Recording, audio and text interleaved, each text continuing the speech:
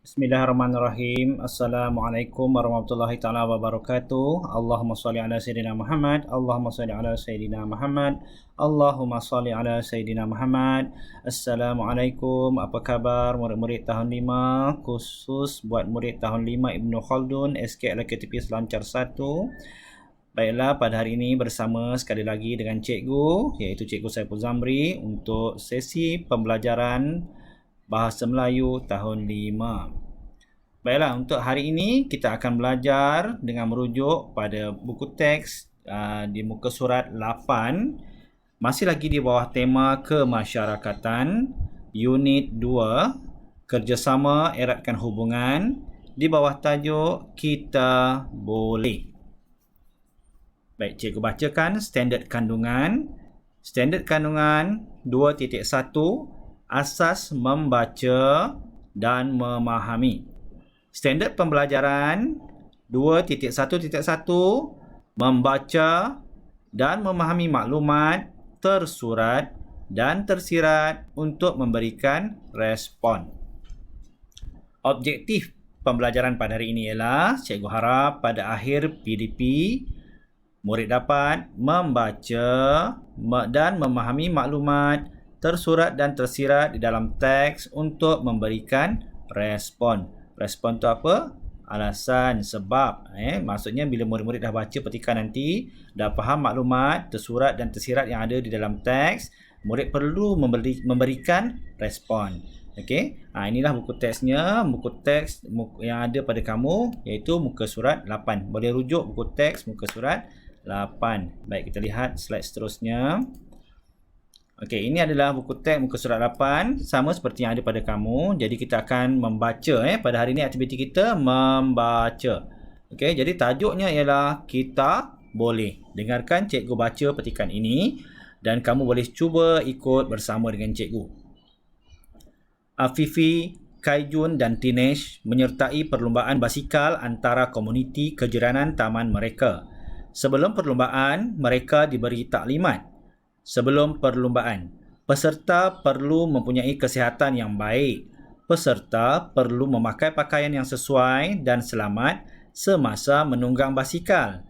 Basikal hendaklah dalam keadaan baik dan sesuai dengan berat badan.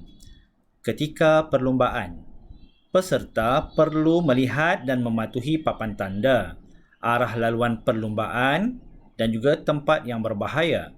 Peserta perlu mengamalkan semangat kesukanan. Peserta perlu saling menghormati. Kita teruskan dengan petikan seterusnya. Kaijun telah memenangi pertandingan ini. Afifi pula hanya menduduki tempat keempat. Tahniah Kaijun, ucap Afifi. Terima kasih Afifi. Mengapakah kamu lambat Afifi? Tanya Kaijun. Peserta di hadapan saya tidak perasan akan arahan papan tanda. Akhirnya, dia terjatuh kerana terlalu laju ketika menuruni bukit. Saya tidak sampai hati hendak meninggalkannya begitu sahaja, jelas Afifi. Apakah tindakan kamu, Afifi? Soal Tinesh. Saya telah membantunya agar bangkit semula. Saya juga memberikan kata-kata semangat kepadanya untuk meneruskan perlumbaan ini, jelas Afifi. Wah, kami sangat bangga akan semangat setia kawan kamu, Afifi, ucap Kaijun dan Tinesh. Rim tayar basikal kamu kelihatan bengkok. Bahaya untuk kamu tunggang, kata Kaijun. Betul, Kaijun. Kalau begitu, saya akan meminta bantuan ayah saya untuk membawa basikal Afifi pulang dengan kenderaan pacuan 4 roda, kata Tinesh. Terima kasih, Kaijun, Tinesh, balas Afifi. Baiklah, inilah petikan yang ada dalam buku teks kamu di muka surat 8. Di dalam petikan ini ada isi yang tersurat dan juga tersirat. Jadi sebelum cikgu menghuraikan ataupun kita mencari isi tersurat dan tersirat di dalam petikan ini, mari kita fahami sama-sama apakah itu maksud tersurat dan juga maksud tersirat. Baiklah, untuk aktiviti kita pada hari ini ialah membaca dan memahami maklumat tersirat untuk memberikan respon. Okey, jadi di sini ada contoh sama dalam buku teks kamu. Okey, ini adalah maklumat tersirat yang terdapat di dalam buku teks. Okey, jadi maklumat tersiratnya ialah peserta mesti menjaga kesihatan sebelum perlumbaan agar dapat mengekalkan tumpuan yang baik semasa perlumbaan. Ini tersirat. Tersirat ni apa? Tersurat tu apa? Baik, saya terangkan di bawah ya. Maksud tersurat. Tersurat ialah isi tersurat merupakan isi yang diperoleh daripada petikan. Maksudnya apa sahaja yang ada dalam petikan yang kamu boleh baca secara terus. Yang kita nampak itu dipanggil isi tersurat, maksud tersurat. Okey, maksud yang tersirat ni adalah maksud di sebalik ataupun isi tersirat berdasarkan unsur kedua dalam petikan dan kita harus memikirkan maksud di sebalik petikan tersebut. Di sini ada salah eja sikit terrapat ya. Memikirkan maksud di sebalik petikan tersebut. Itu dipanggil maksud tersirat. Di sini adalah maksud tersirat berdasarkan petikan di mana? Di mana cikgu dapat maksud tersirat ni? Cikgu refresh, ulang balik slide ni, kita tengok. Okey, kita baca lagi sekali. Cikgu baca lagi sekali. Peserta mesti menjaga kesihatan sebelum perlumbaan agar dapat mengekalkan tumpuan yang baik semasa perlumbaan. Okey, ini maklumat tersirat. Daripada mana kita dapat? Daripada petikan ini. Okey.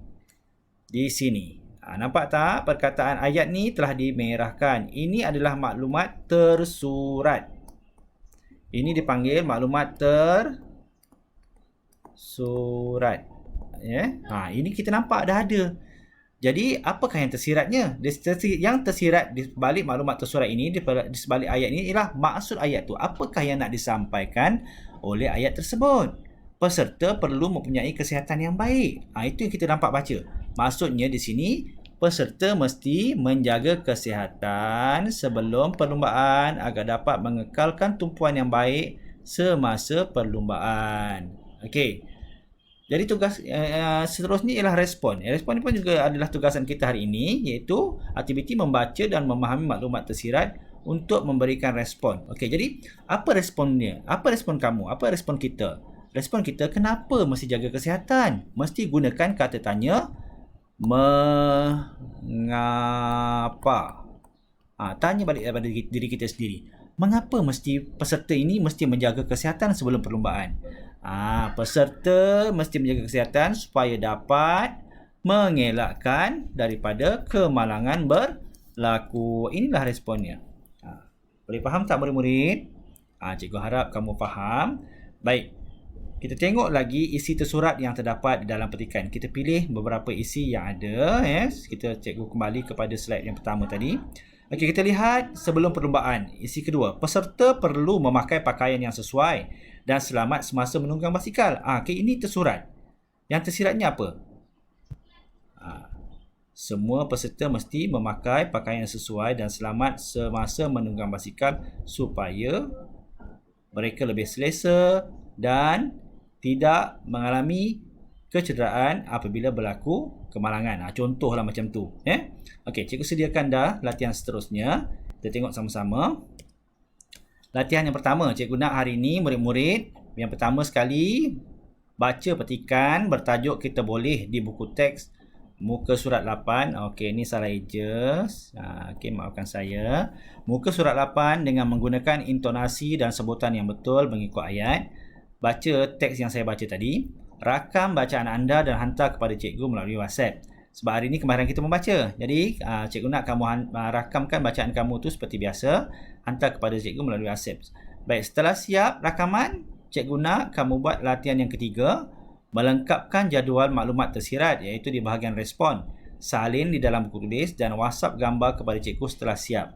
Jadualnya adalah seperti ini.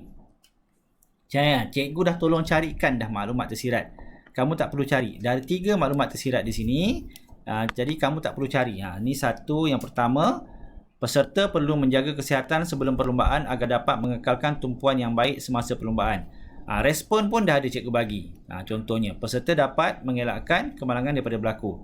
Bagaimana kita nak cari respon? Ingat balik semula. Ingat kembali kata tanya. Okey, mengapa? Mengapa perlu jaga kesihatan sebelum perlumbaan? Supaya dapat mengelakkan daripada kemalangan berlaku. Okey, maklumat tersirat yang kedua, peserta perlu memakai pakaian yang sesuai dan selamat semasa menunggang basikal. Respon kamu. Apa respon kamu? Di sini 1, 2, 3 ini cikgu nak kamu lengkapkan. Buat sendiri, fikirkan sendiri. Okey, buat jadual ini di dalam buku tulis, salin kembali jadual ini dan lengkapkan ketiga-tiga tempat kosong ini dengan jawapan kamu sendiri. Cuba usaha. Tak apa, salah tak apa. Yang penting cikgu nak kamu buat sendiri. Selepas tu dah siap, ambil gambar, hantar WhatsApp kepada cikgu. Boleh faham ya murid-murid? Okey, tahniah. Kamu semua telah berjaya mengikuti PDP pada hari ini. Cikgu ucapkan syabas. Jika ada persoalan, tidak faham dan sebagainya, boleh call cikgu. Kalau malu, boleh WhatsApp cikgu. Boleh buat voice suara, rakaman suara, pertanyaan melalui suara kepada cikgu, voice record ya. Cikgu akan bersedia untuk menjawab segala persoalan kamu. Semoga kamu terus bertabah, bersemangat untuk belajar dalam situasi PDPR ini. Okey, itu sahaja daripada saya untuk hari ini. Sekian. Assalamualaikum warahmatullahi taala wabarakatuh.